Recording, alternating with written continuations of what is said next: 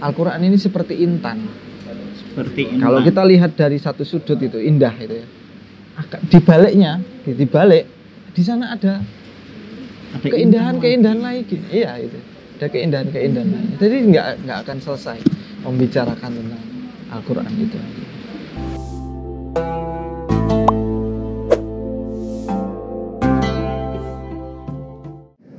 Halo sahabat santun, hari ini kita akan ngobrol bersama Pak Nur Rohman atau yang biasa disapa Pak Omen, dosen IAT IAIN Surakarta. Obrolan kali ini kita akan membahas Al-Quran 1, tafsirnya banyak. Nah, sudah ada bersama kami Pak Nur Rohman atau Pak Omen yang nanti akan membahas seluk-beluknya tafsir Al-Quran. Pak Omen, selamat sore Pak Omen. Sore, assalamualaikum. Bagaimana kabarnya Pak? Alhamdulillah sehat. Alhamdulillah. Pak Omen, nah, banyak orang tahu atau kita sudah tahu semua bahwasanya tafsir Al-Quran itu ada banyak. Ada tafsir Jalalain yang biasa dikaji di pesantren, Ya. tafsir Munir, Ya. tafsir Misbah, Ya. dan banyak tafsir yang lain. Ah. Pertanyaannya, tafsir itu apa sih Pak? Tafsir itu kata para ulama adalah ragam banyak sih definisinya ya. Saya mungkin tidak akan menjelaskan secara detail di sini, tetapi kalau kita baca kitab-kitab klasik gitu ya, misalnya Al-Burhan fi Ulumil Quran kayak Badruddin Al-Zarkashi, kemudian Manahilul Irfan, ada satu penjelasan yang menganalogikan bahwa tafsir itu seperti seorang dokter yang melihat urin seseorang, mengetes, kemudian dibawa ke laboratorium untuk melihat apakah seseorang ini sakit atau tidak, atau punya penyakit apa. Nah, tetapi secara umum tafsir itu adalah ilmu yang digunakan untuk memahami atau menginterpretasikan pesan Tuhan atau firman Allah, yakni kitab suci Al-Quran. Meskipun ya ada plesetannya juga ya, tafsir mimpi gitu ya. Oh iya. Berarti semalam mimpi apa gitu ya. Oh, ini berarti maknanya apa gitu ya. Misalnya Mas Holeh sekarang kan saya nggak tahu jomblo apa enggak ya. Tiba-tiba semalam mimpi digigit ular. Wah, berarti ini kan orang Jawa biasanya mau dapet jodoh gitu. Nah, itu ya. Jadi kalau kalau pemahaman secara literalnya, saya kira teman-teman sudah tahu ya bahwa tafsir ini adalah ilmu yang digunakan untuk menafsirkan ayat-ayat Al-Quran atau memahami firman Tuhan. Seperti itu. Jadi untuk memahami Al-Quran, ayat Al-Quran itu nggak bisa serampangan. Jadi ada ilmunya sendiri, namanya ilmu tafsir itu tadi Pak ya. Ya, bahkan sebenarnya Al-Quran itu ada ilmunya Mas. Ya kan? Ya? Misalnya ada ulumul Quran gitu ya. Mas Holis kan dari pesantren ya. Jadi ulum itu jamak dari ilm ya. Ilm. Jadi ilm itu mufradnya, jamaknya ulum. Jadi jamak taksir Pak ya. Ya, jadi jadi ilmu-ilmu. Ya, piro-piro ilmu. Piro-piro ilmu. Nah, jadi kan oke ya. Ya. Oke. Atau banyak ya, banyak. Nah, di dalam kitab-kitab ulumul Quran itu banyak sekali kaidah-kaidah yang digunakan untuk mempelajari Al-Quran. Nah, ilmu tafsir ini menjadi salah satu bagian di dalam kajian ulumul Quran itu. Iya. Nah, gitu. Meskipun kemudian di Indonesia kita mempelajari tafsir itu menjadi satu bagian tersendiri gitu. Itu sih kira-kira.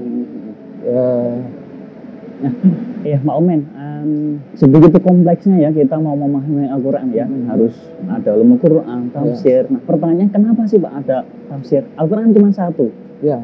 Kenapa sih ada tafsir? Ya. Ini pertanyaan menarik ini ya kan. Kalau ini sama seperti misalnya kita bertanya, Islamnya satu tapi kok banyak sekali? Banyak sekali pandangan, banyak sekali tafsir tentang Islam itu sendiri ya. Itu berangkat dari salah satunya adalah tafsir yang beragam itu. Jadi kata Ali bin Abi Thalib, Al-Quran itu kalau tidak dibunyikan oleh manusia, dia hanya akan menjadi teks yang bisu. Jadi Al-Quran itu tidak bisa berbicara dirinya sendiri kalau tidak ada manusia yang membunyikannya atau memahaminya. Maka itulah sebabnya kemudian para ulama mencoba untuk memahami Al-Quran. Sejarahnya panjang sekali Mas. Wah, panjang banget Pak. Jadi kalau kita belajar tafsir itu ada nanti bentuk atau metode tafsir itu bil ma'thur. Bil ma'thur Itu adalah mengandalkan riwayat-riwayat dari Nabi. Jadi begitu ayat turun, ada sahabat bertanya, maksudnya apa Kanjeng Nabi gitu ya. Maksudnya kemudian Nabi memberikan penjelasan. Nah, terus kemudian sepeninggal Nabi, Al-Quran kemudian dibukukan oleh para sahabat ya, yang kemudian dimulai semenjak Abu Bakar, Umar, dan selesai di masa Utsman bin Affan. Itu kemudian tidak ada lagi tempat untuk bertanya. Iya, betul sekali gitu ya. Kalau ada kebingungan, kita bertanya siapa gitu. Nah, kemudian lahirlah metode tafsir atau para ulama memberanikan diri untuk berijtihad, melakukan penafsiran terhadap ayat-ayat Al-Qur'an. Nah, dan ini terjadi semenjak para sahabat hingga sekarang. Oleh karena itu muncul ragam tafsir. Karena apa? Setiap mufasir yang menafsirkan Al-Quran itu akan bertemu dengan konteksnya masing-masing, menghadapi zamannya masing-masing. Nah, seperti itu. Jadi lahirlah namanya metode tafsir birro'yi. Ada yang mengatakan ini bentuk tafsir birro'yi, ada yang menafsirkan, ada yang mengatakan metode atau cara penafsiran yang mengandalkan akal. Meskipun demikian ada rambu-rambunya.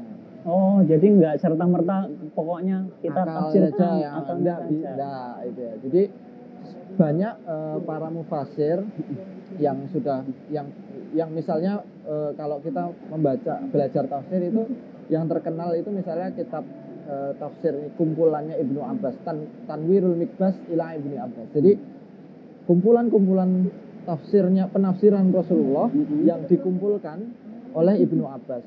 Nah, itu kemudian diajarkan ke muridnya. Sebenarnya yang mengumpulkan murid-muridnya ya.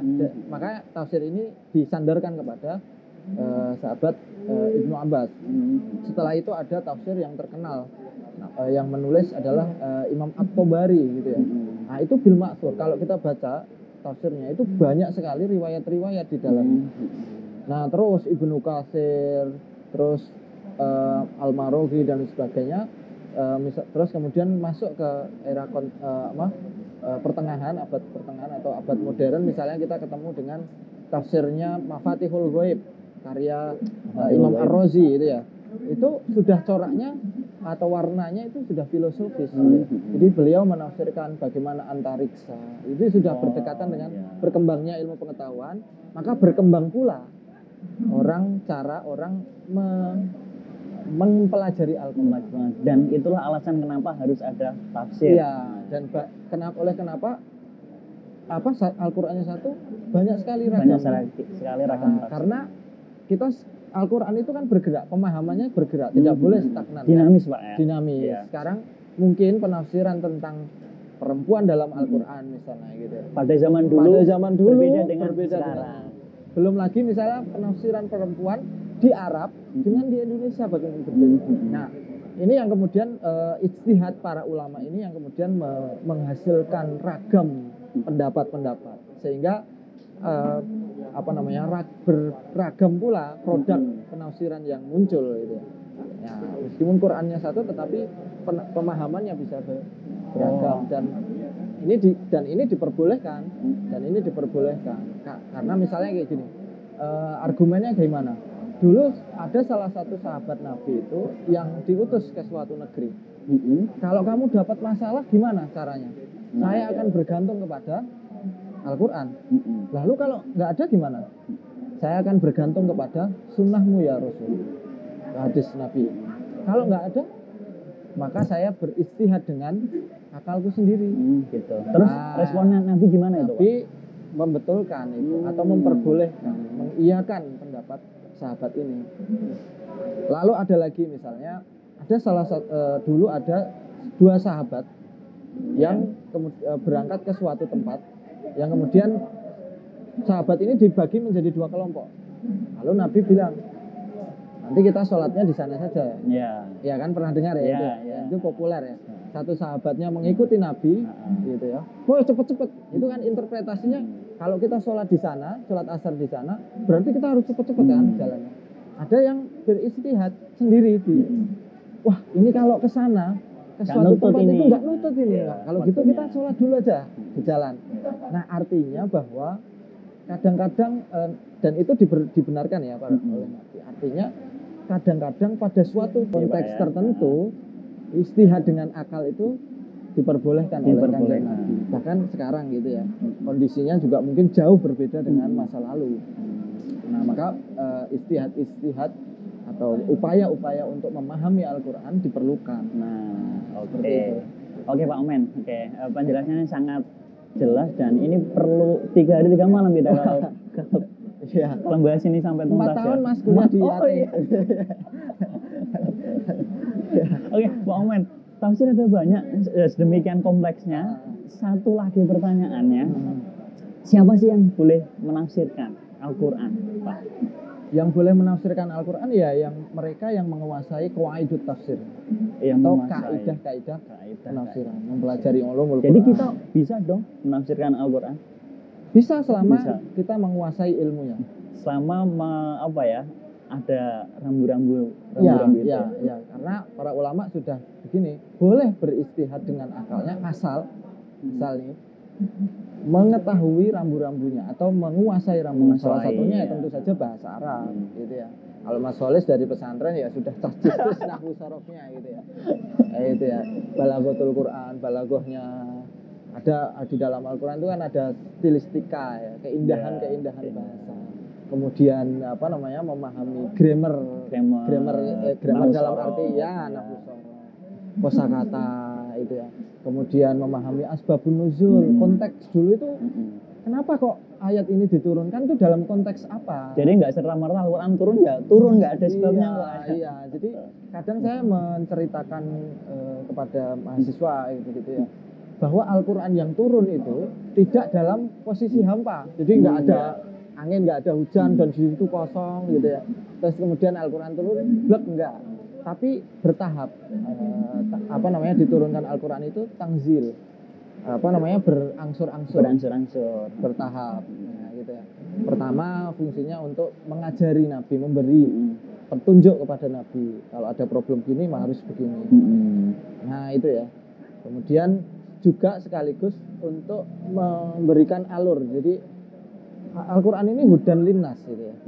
Petunjuk bagi manusia yang sahih likuli zaman wa makan atau cocok untuk segala tempat dan zaman. Oleh karena itu harus ada proses nih pembelajarannya nih. Nah, gitu ya. Nah, oleh sebab itu asbabun nuzul kita memahami asbabun nuzul itu menjadi penting ya untuk dan suatu keharusan, Pak. Iya. Harus gitu ya. Karena Al-Quran tidak serta-merta turun. Kemudian memahami munasabatul ayat. Ada ayat yang berkaitan, saling berkaitan antara satu dengan yang lainnya. Nah, belum lagi nanti memahami kisah-kisah dalam Al-Quran. Banyak sekali kaidah-kaidah. Tentu kalau diceritakan di sini nanti bisa 4 tahun lagi. Gitu ya.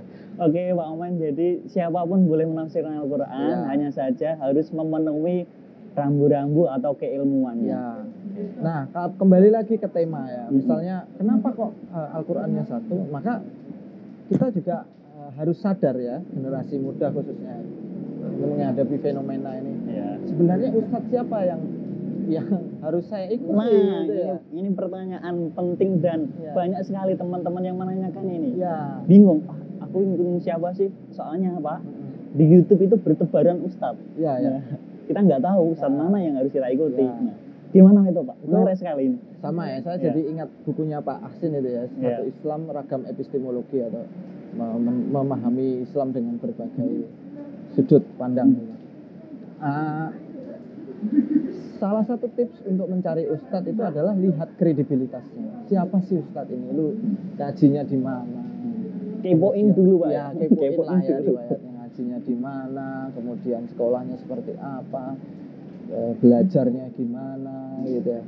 Jangan sampai kemudian kita mengikuti seseorang yang tidak jelas asal usulnya. Kemudian bagaimana kalau di dalam Islam kan ada sanad ilmu itu ya. Kalau mungkin di pesantren dulu kita ngaji itu misalnya menghafalkan Al-Fatihah saja itu harus dapat ijazah gitu ya.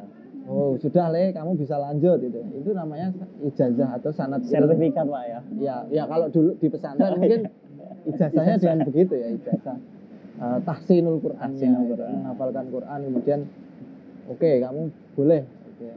Itu kan sama seperti di dalam ilmu hadis juga ada begitu. Nah, salah satu cara pentingnya adalah begitu. Kalau kita mengerti background ustadz, background seseorang, mungkin dia terus kita tahu bahwa dia menguasai ilmu bahasa Arab, ilmu yang dan lengkap itu ya, track recordnya lengkap, bagus, gitu ya, akhlaknya juga bagus. Itu saya kira boleh lah ya kita ikuti. Nah, kenapa kok terjadi perbedaan? Ya karena mazhab saja, imam mazhab itu kan ada 4 ya yang kita ikut ya. Itu. Dan itu banyak perbedaan-perbedaannya kan. Oke, Pak Omen, dari sekian mufasir, kita punya mufasir banyak sekali ya, dari era Salafus Soleh sampai sekarang. Kira-kira siapa mufasir idola jenengan, Pak? Aduh, kalau idola, ya hampir semua mufasir menjadi idola saya ya. Tetapi begini ya, pengalaman saya kalau kita baca kitab tafsir itu pasti akan ketemu keunikan-keunikan masing-masing. Oh gitu Pak ya. Jadi tiap tafsir itu punya keunikan dan keunggulan masing-masing. Kekhasan sendiri-sendiri. Karena itulah kalau kita belajar ada salah satu ilmu yang kontemporer itu ya, hermeneutika itu ya. Misalnya begitu ya, hermeneutika itu ilmu yang digunakan untuk menginterpretasi teks itu. Kita akan belajar bagaimana teks itu tidak muncul dalam ruang hampa, dipengaruhi oleh banyak kondisi ya, kondisi psikologis. Nah, sama juga ketika kita membuka produk tafsir atau hasil penafsiran seseorang. Misalnya Imam At-Tabari misalnya. Wah, itu kaya sekali dengan karena beliau sejarawan juga ya, banyak menulis tarikh gitu. Itu kaya dengan riwayat-riwayat Nabi ya, tentang penjelasan Nabi, sebagai hadis-hadis dilengkapi dengan itu. Misalnya kita agak yang lebih ini lagi ya, abad modern misalnya, Imam Ar-Razi ya, misalnya Mafatihul Ghaib itu penjelasan tentang filosofisnya itu ya, ada penjelasan yang filosofis dari ayat Al-Quran itu. Belum lagi misalnya Tobak-Tobai yang tafsir Mizan gitu ya. Terus kalau misalnya kita buka tafsir Al-Kasyaf itu ya, itu Pak Quraisy juga memuji itu ya, bahwa bagi pelajar yang mau belajar bahasa, buka tafsir Al-Kasyaf itu.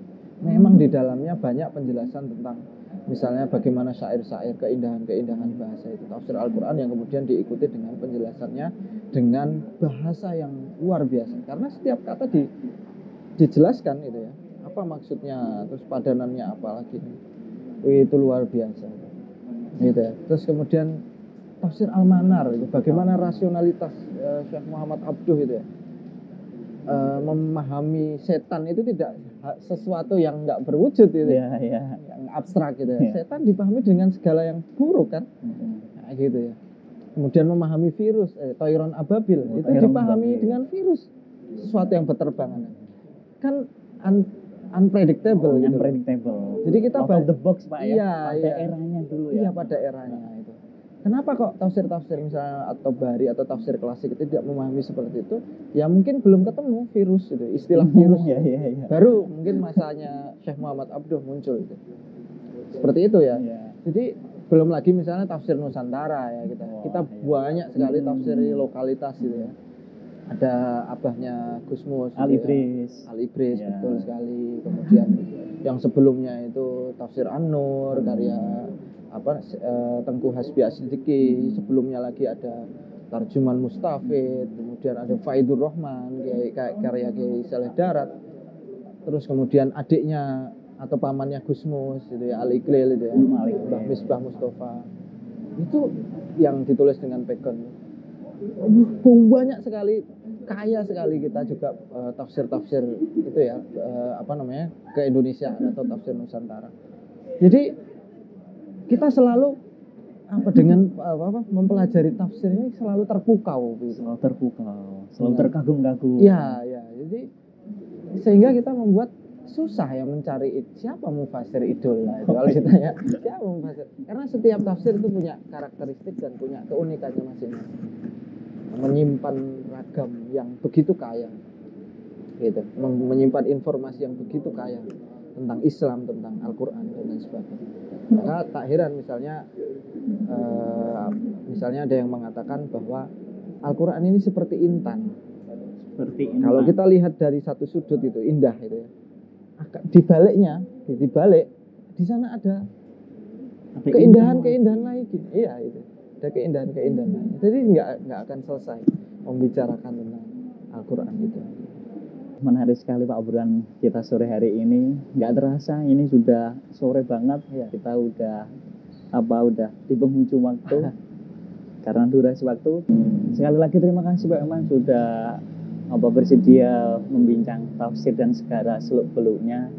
Sahabat Santun, semoga kita bisa ketemu di episode berikutnya. Terima kasih.